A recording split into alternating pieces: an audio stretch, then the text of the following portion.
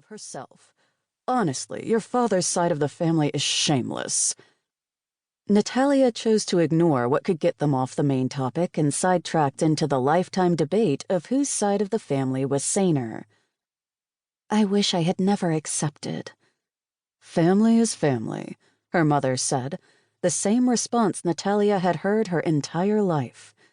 It was beginning to irk her in a way that was making it increasingly difficult to agree and shrug off. I'm getting sick of that line. What does that mean anyway? Family is family?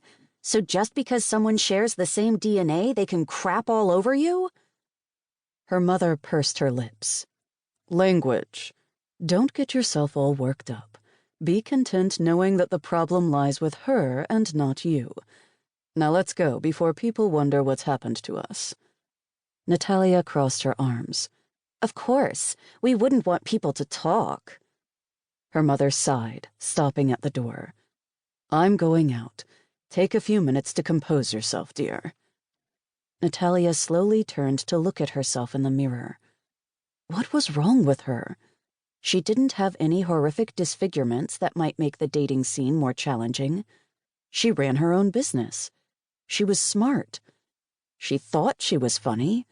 She had friends. She even had a lifelong BFF.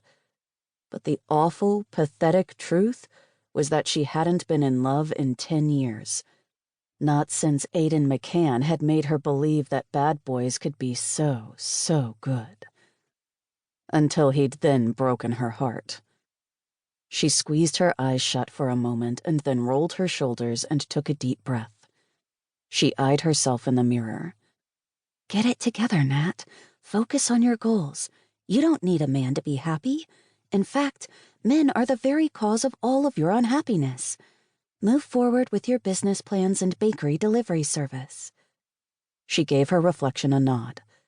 As soon as this shower was over, she had 5 deliveries to make. See? She had way more things to focus on than men and family. Yes, that was the plan.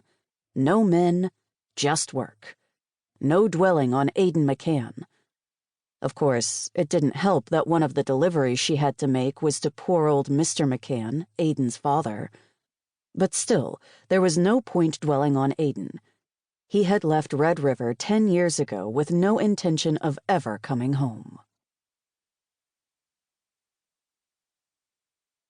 Coming home was as crappy as he'd imagined it would be.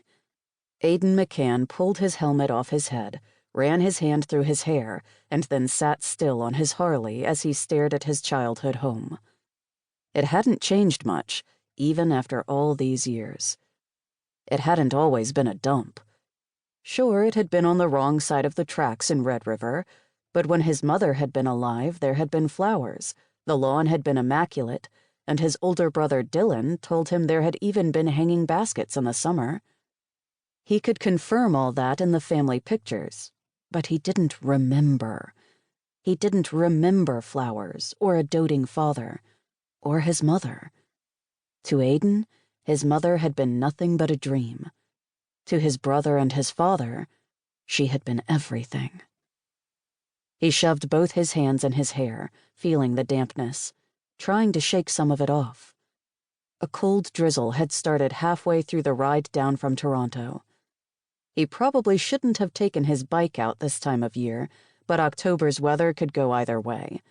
And today it was perfectly parallel to his mood. Stinking miserable, gray, with a dampness that went right through your bones until you were chilled from head to toe. But he'd needed to feel the cold air, to feel the final hours of freedom before living under the same roof as his father for the next 8 weeks.